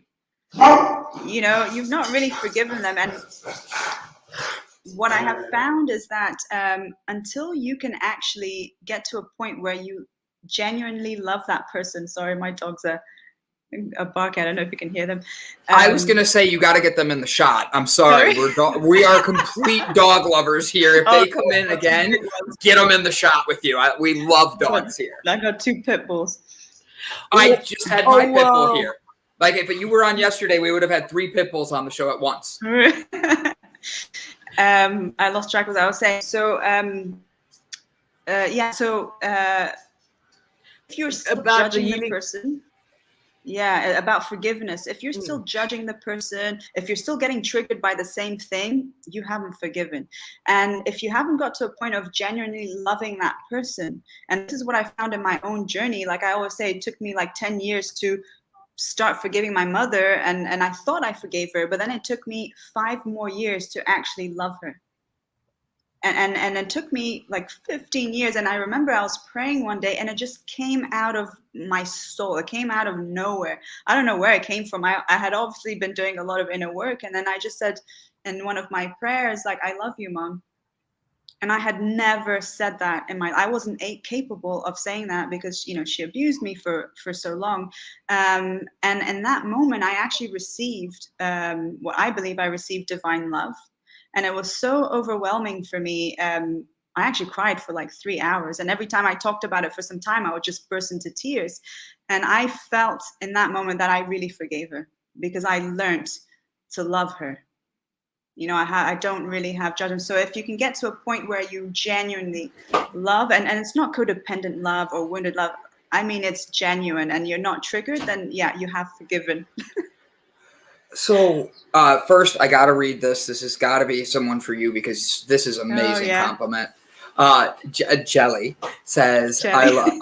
Jelly bean. Do you call her Jelly Bean? Because that was what I was about. Bean. I was about to be like, so we're going to call this Jelly Bean just because I think it would be a perfect name for her. I love working with Melany. I have for years tried so many different types of healing. But truthfully, this is the only way to actually heal and make long life changes in your life. Very well said. My question for this goes to, we actually have quite a few people that watch these shows that are veterans, and they deal with a lot of mental health issues that aren't looked at by veterans associations the same, such as PTSD and things that might not have come about because of family traumas, but just life traumas that they put with that, going to war, being in battle, doing things like that, to the struggle of coming back and reinstalling yourself into society. Do you work with patients that have PTSD? And if so, is there a way to control the energy, the episodes? Because when they're awake, they're okay, but there's nightmares at night. And I noticed after this comment went up, there was a few people that jumped in that said, like, I'm with you on that one. I've dealt with that, stuff like that. So I want to make sure I hit that point is, do you work with PTSD patients? And even if it's not military, is how do you see helping people in a way that is dealing with such traumas? And I'm going to have your website up at this as well, just so you know. That way you can keep talking and you see it. Sure. So I would say not with war veterans, but, if you experience childhood trauma, you have PTSD, you have CPTSD even, especially even if it was, I don't want to say just because I don't want to dismiss, emotional trauma or belittle it, but if you experience emotional trauma throughout your childhood, you have complex, CPTSD.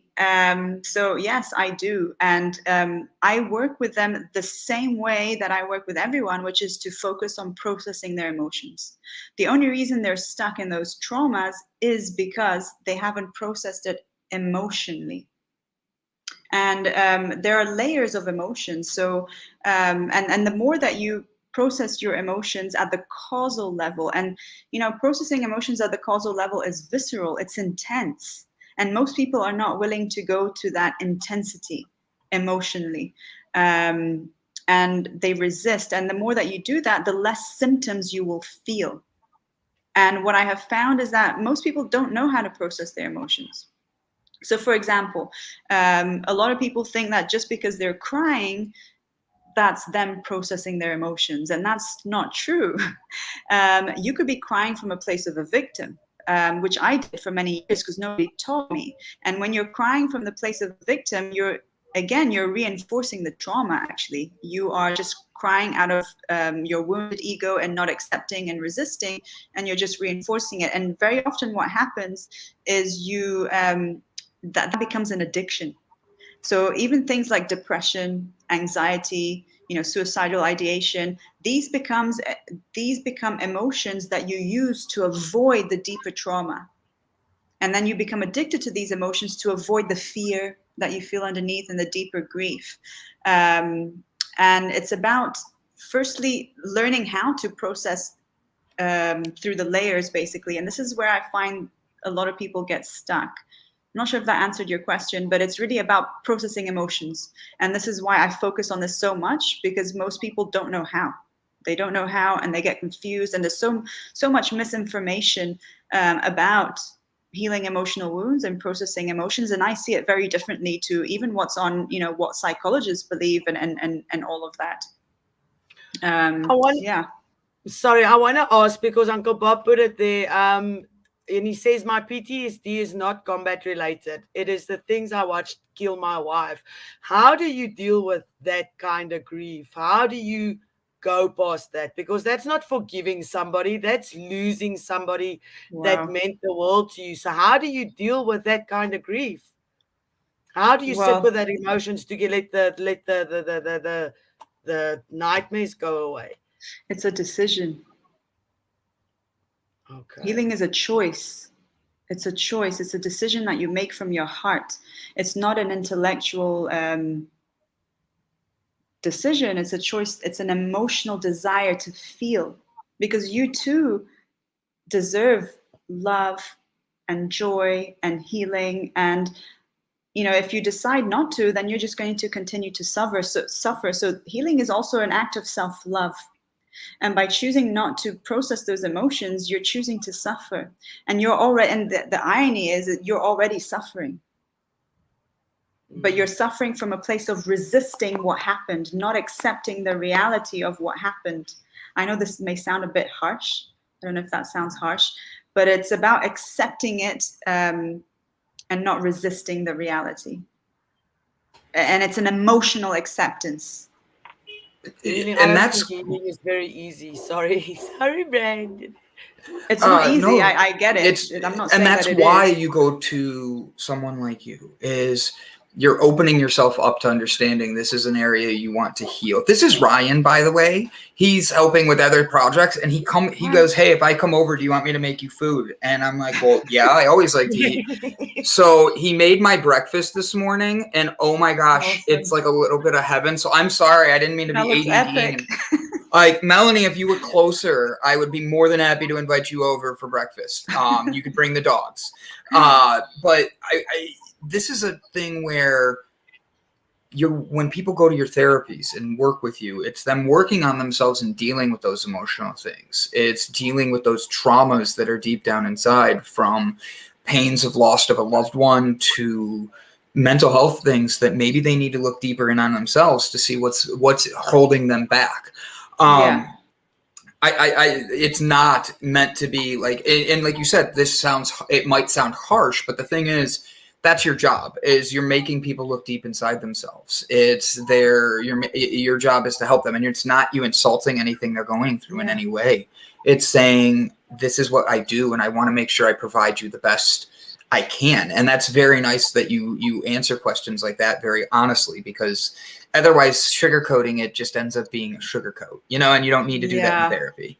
No. Have you noticed that people, when they start coming to you, and I say this as a very general question because it's going to sound weird, but like, have you noticed that people actually say that they actually are healing? They actually are getting better. I say that as someone who's gone through therapy for years, and I felt like I was as a child, and I mean that as like literally a 10-year-old, going into therapy, I was always trudging up mud that was family issues and stuff, but we never actually worked on them. We just talked about them. And yeah, and this then, when I started doing like therapy with a Reiki and all these other things, like stuff you do, and trauma therapies and stuff, the depression, the anxiety, the squirrel mind that I have, because I've evolved from squirrels, I'm always ADDing. And it's one of these things where I noticed it made a huge difference. With your clients, what is the biggest thing that is a difference they see in your therapy compared to therapies with someone sitting in a room talking about family traumas? So firstly, I will say that, when you start doing this work, it starts intellectually, right? It starts with an awareness. So going to therapy is a good start. But then there'll come a point where, and talk therapy, I mean, it's a good start because you want to start to understand, you want to start to become aware where the trauma started. But after that, it's about transitioning from your head to your heart, to the emotional work. So I take them through a process. It depends on where they are on their journey. Sometimes, there are clients where I can just go straight in and for the kill, for the deep work. But other times it's about first doing, like I shared with you the example of the lady that I worked with earlier, where she was in complete denial. So it's about talking and processing the emotion. And even with the I think it was the man that just asked a question about his wife, there's a process. So first I work with their resistance, and I work with all their justifications and all that. You will not be able to access the core without first working with their resistance and why they're fighting and protecting the wound. So I do take them through a process. It's not, I don't just go in straight, for the core wound. And then it's about helping them through the layers. But the other thing is, because I have done a lot of my own inner work, I can see where they are and I know the process. So it's much easier for me to guide them. And also I'm very sensitive to people's emotions when I'm working with them. So I can feel, very often I can feel what they're feeling that they're not even aware that they're feeling. So I can, sometimes it depends. Like I work very intuitively. So if it's necessary, I will be straight up with them and say, this is how I feel. And either they'll burst into tears and say that's spot on, or, maybe it's something else. Or other times I'll guide them to get in touch with themselves and take them through that process. So yeah, I work very intuitively, but the main thing that I feel is, because I have gone to those depths, like I've gone to some deep, dark holes and I've done my fair share of inner work. I'm not scared of these deep, intense emotions. So I'm able to hold the space for them to feel safe enough to process that intensity, that depth of emotion. So I call this empathetic healing. It's an emotional place that I've gone to. And that's why I'm able to see and feel where they're at and sort of guide them through. Does that answer your question? Does that make sense? That makes so much sense. And I think you're helping our viewers so much. We've got another question there from Brian. But before we ask his question, I've got a question. You said you get different kinds of shame. How can you explain how can you get different kinds of shame? That puzzles me a bit. I would like to know more about that. So you can have shame about something that you've done that was wrong, that was morally or ethically wrong. And that's sort of genuine, I would say real shame, but it's still not shame in terms of you can't process that. You're still punishing yourself, right? You're just avoiding the deeper emotion. Yeah. And then you have projected shame, which very often comes from your parents. So it's not something that you did wrong. I mean, I'm talking about people that were abused. They get this projection of shame. And so we take it on because we are already wounded and we're already scared. But actually, it's not even our shame. And it's not even real shame because we didn't do anything wrong. We were innocent little kids. And you can't process that. Beneath that is deep fear. fear of your parents' rejection or something else. So people get confused with emotions and emotional processing, and that's why I feel that they get stuck and they don't know how to process their emotions. Does that make sense? It does. And then I'm quickly going to read Brian's question. He says, honest question, what if you feel like a shell of a human? I literally feel like I have one, maybe two emotions, and they are quite infrequent. I would say you are probably in the freeze response, freeze trauma response, which is numb. You feel numb and you don't want to feel your emotions, which is a trauma response. There are different types of trauma response. So when you're angry and you're triggered, you're in the fight response. When you're busy and you just want to avoid these emotions, you're in the flight response. And the fawn response is when you do the people pleasing and everything. And then there's the freeze response where you just don't want to feel, you numb yourself out. So I would say this is a freeze response, and you can work through that. So Melany, I'm going to share your website up here for everybody, and I want them to know that they can get in contact with you. It's not like I just put this up here and you disappear and change your website and your email and your name and all that. Like this is her website, and Melany's here to work on these things with people. She's not volunteering, and if she is, Melany, I signed up for tomorrow's class. Don't worry.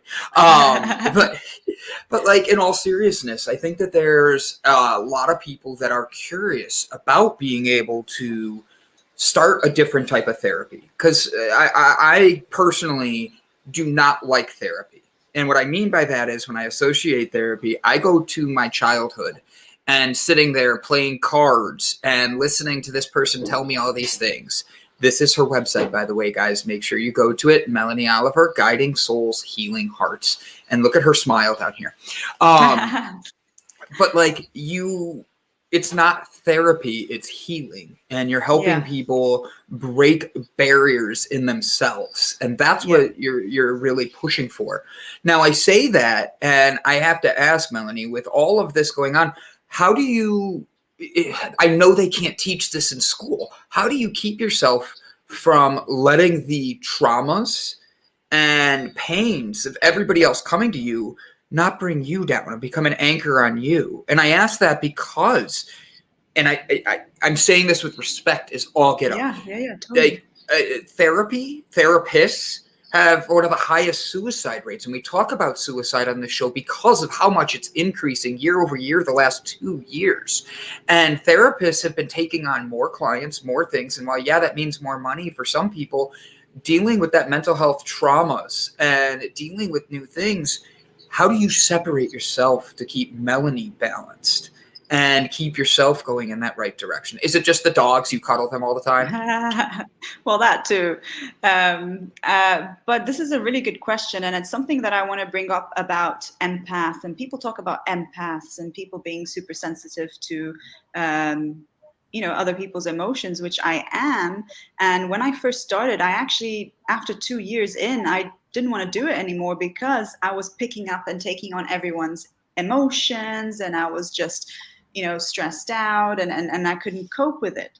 But what I noticed is the more that I healed my wounds, so basically emotional wounds, and I don't know if this is going a bit woo-woo for you guys, but this is my truth. I have to just speak my truth. We are all energy beings, right? And I believe that we have an aura and we have all the chakra points and all of that. And when you have emotional wounds, it creates holes in your aura. And it's through these holes, through the emotional wounds, that you pick up people's emotions. Yeah. And so when I first started, I still had I had a lot of stuff that I still need to work through. So I was still picking up, and I was, codependent and people pleasing and all of that. But the more that I healed my core wounds, my core visceral childhood wounds, these holes in my aura naturally sealed.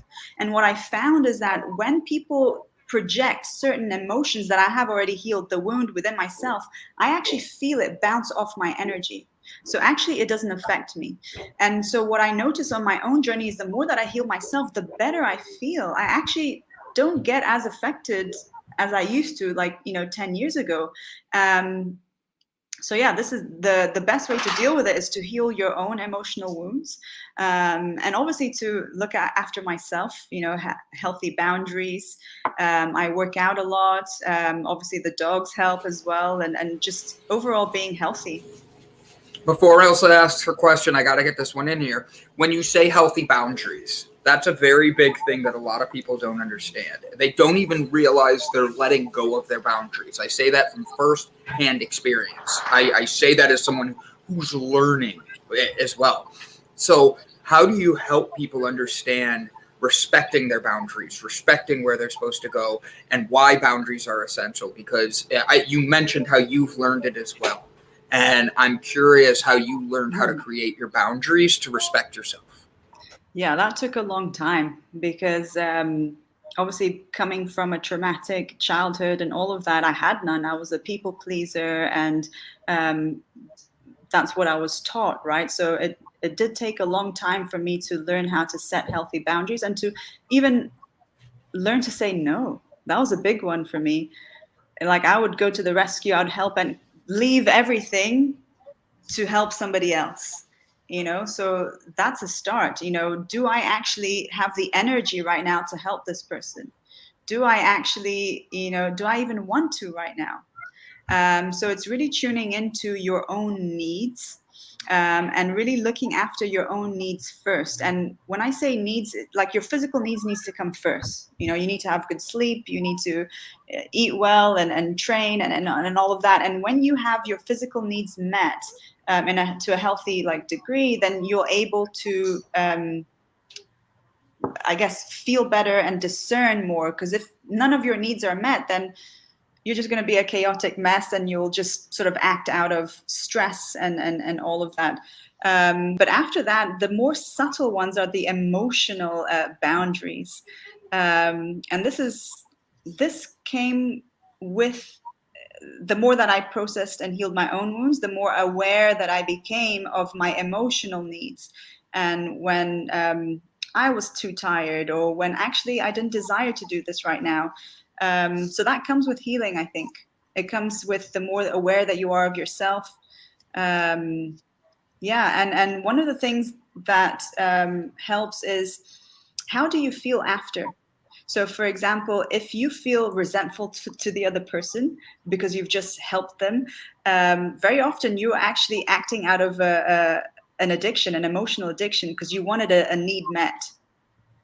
Or you sacrificed your own needs to meet that other person. So sometimes it starts with how you feel after, and then you can start to make a note of it or journal about it. Actually, I didn't feel good doing this, or actually I felt resentful. And either way, if you didn't feel good, you just sacrificed your own need. If you feel resentful, you're actually looking for them to meet one of your addictions, emotional addictions, I mean.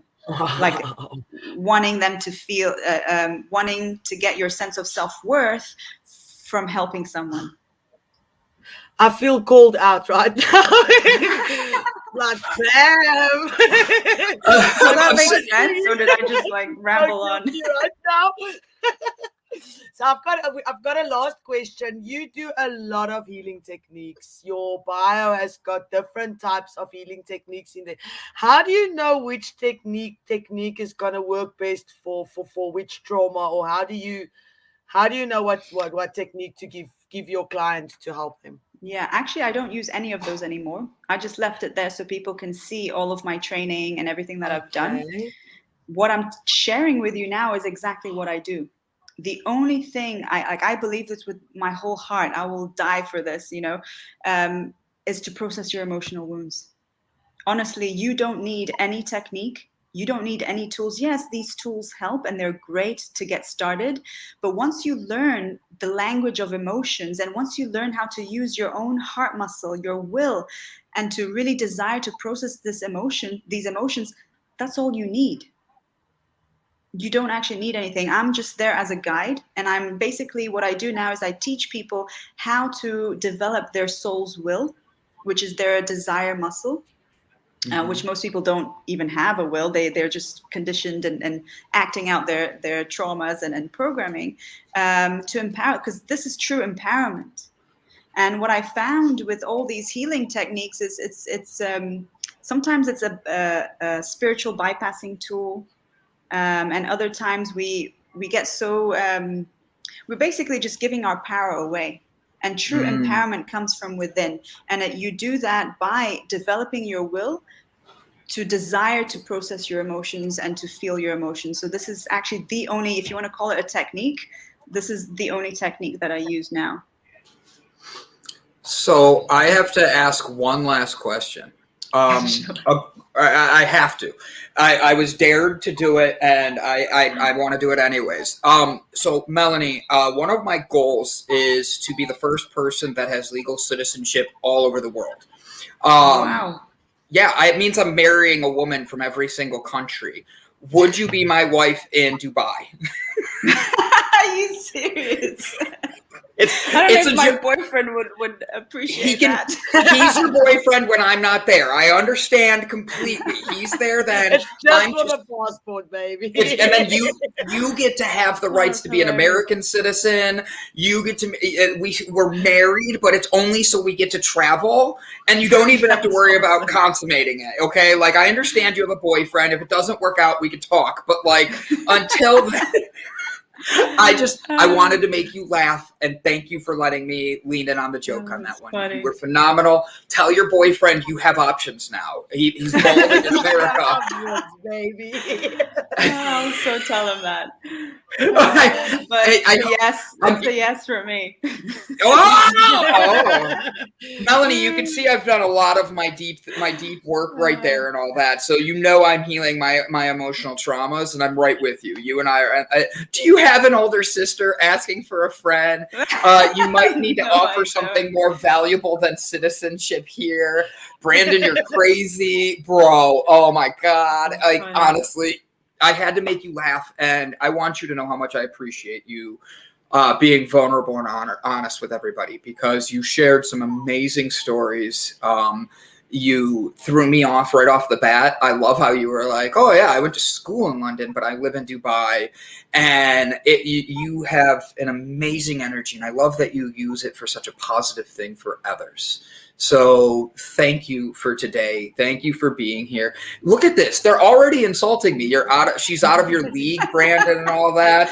Like honestly, I now my heart hurts, guys. Like I accepted her having a boyfriend. At least she didn't tell me she's washing her hair and can't talk right now. Like God, I'm like, I'm grateful for the joke and grateful you were here. And I just wanted to make sure I got that in, because I told them I was going to do it as my last question and wanted to make you guys laugh. So thank you, Melany. Ilse, it is your turn. Take us to the final segment of the show.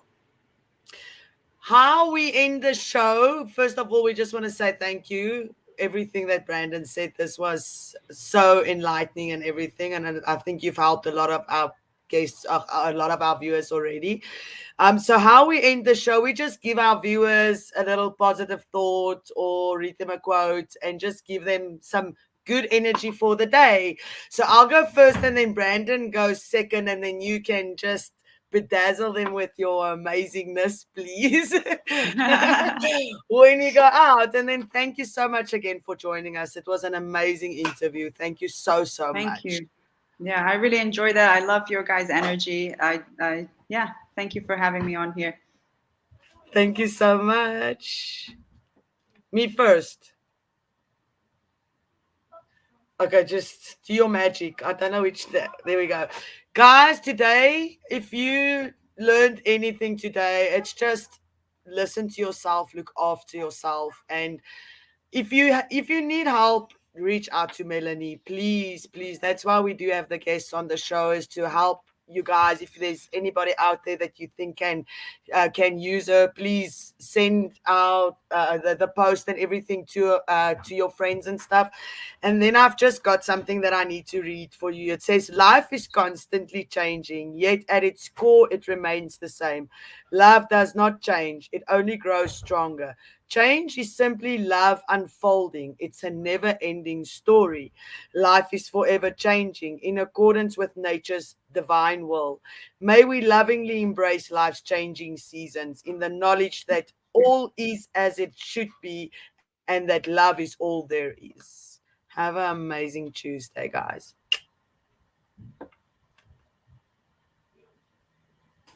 So I just want to piggyback off of that. Guys, the website's right here. Do not hesitate to go click that. Melany opened up her heart to us. She opened up her talents. She opened up her ability to show love and healing in such a unique way. We're blessed to have an honor of being present with people who want to make the world a better place. And having the community we have full of people who are just looking at the world and saying, I know there's good out there. If you connected with anything Melany said today, please do yourself a favor, click the link in the bio, click the link inside the comments, and don't just connect with her. Connect, and not just because she's pretty and rejected me on marrying me, but like she did say yes if her boyfriend and her don't work out. So fingers crossed, guys. But the truth is, do yourself a favor, and if you resonated with anything she said, click the link and go sign up. Sign up for yourself. Sign up for you being able to look in on you and know that the best is yet to come. I'm so sorry, ADD squirrel. Jessa Rose, oh my God, I haven't seen you in so long. I want to give you a hug. So this is a verbal hug. She's one of my best friend's wives. I am so glad you're here. You came across my heart when I saw Melany was going to be on, and I meant to text you. Holy hell, I love that you were here. Thank you, Jess. Jess, I love that. But sorry, ADD. Hugs, see, ADD squirrel.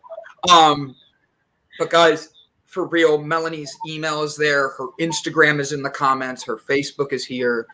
Connect with her and don't try to ask her out. She has a boyfriend, but take the time to look inside yourself. Take the time to actually see the deepness inside you and fix those traumas that maybe you didn't even know you were holding on to. Love you guys. Thanks for being here.